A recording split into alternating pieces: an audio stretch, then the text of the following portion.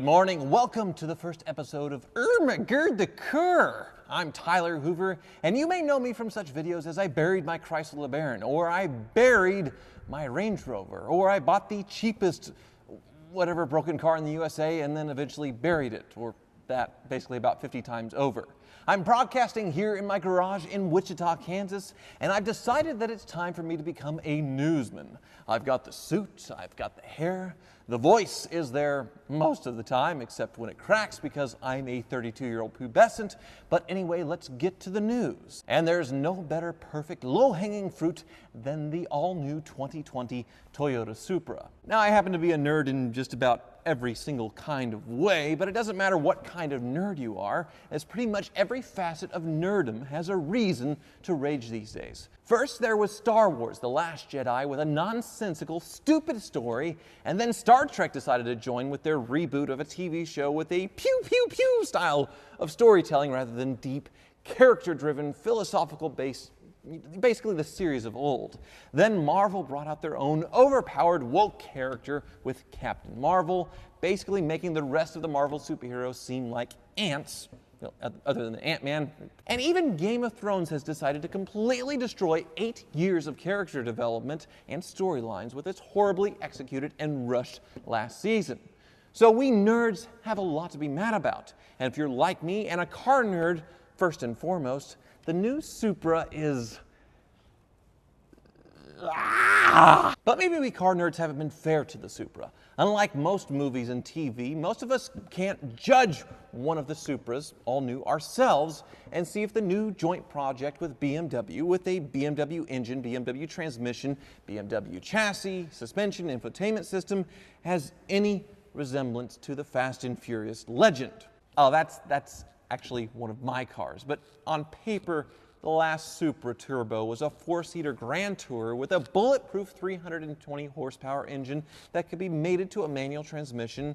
And now, 20 years later, we only get 335 horsepower out of a historically unreliable BMW engine, automatic transmission only, not even a dual clutch, and we lost 2 seats. It looks good, but most of those vent holes are fake. Fake.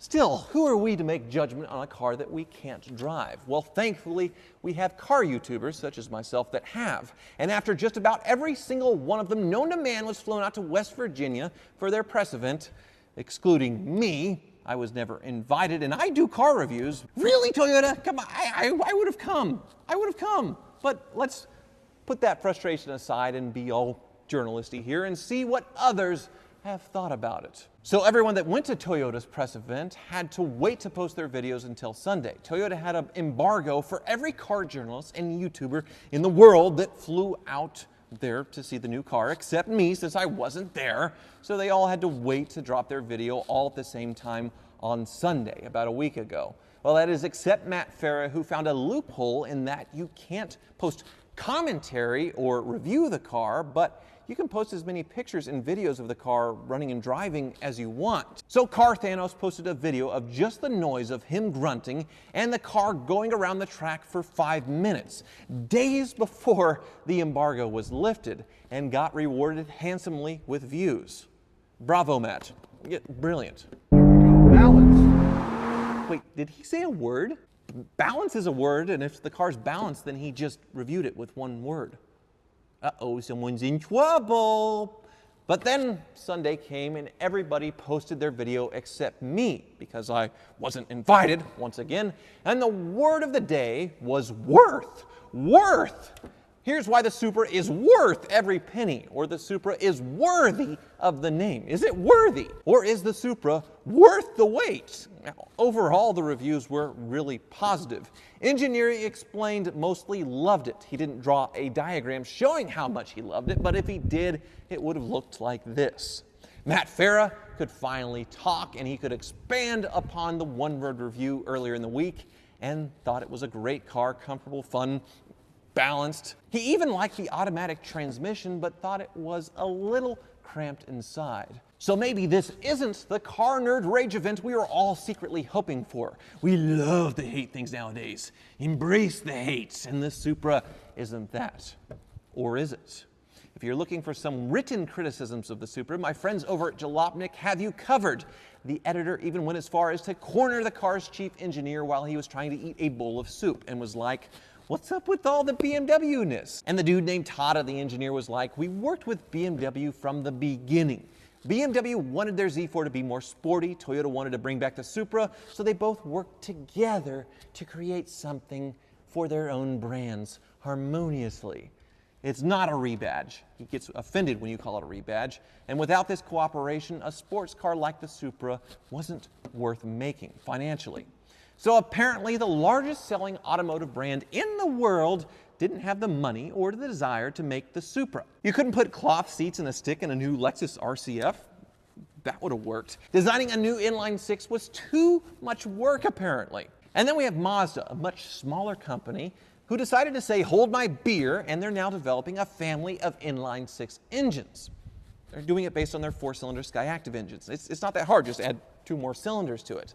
And then there's Daddy Doug. My daddy came through for all of us car nerds wanting to embrace the hate by saying the Supra could be better. After Daddy reminded all of us that he pays for his own flights to maintain his objectivity when he goes to these press events, he knocked not having a manual transmission and the fake vents, which he was told were put on so the tuners would have holes to tune with. These fake vents are potential holes to poke through the car for tuners. But he does have another theory that I really like.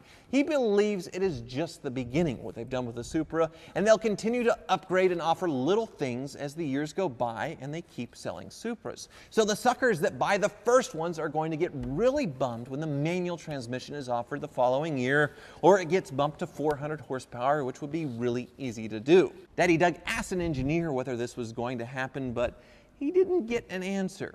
So if you came here looking for a definitive answer to the great Supra debate, it's not here. The fight will continue on Twitter, including this great exchange between Chris Harris and Matt Farah, where Chris says the Supra is lazy and could have been so much more Toyota, and Farah was happy that it wasn't Toyota and felt like a RAV4. So this fight will likely never end. Thank you for watching my first my god, the Cur. Let me know what you think in the comment section, where you think the Supra is worthy of the name or not. And link below is all the articles that I discussed. Hopefully this video works so I do more in the future, because it didn't cost me any money to make. Thank you for watching.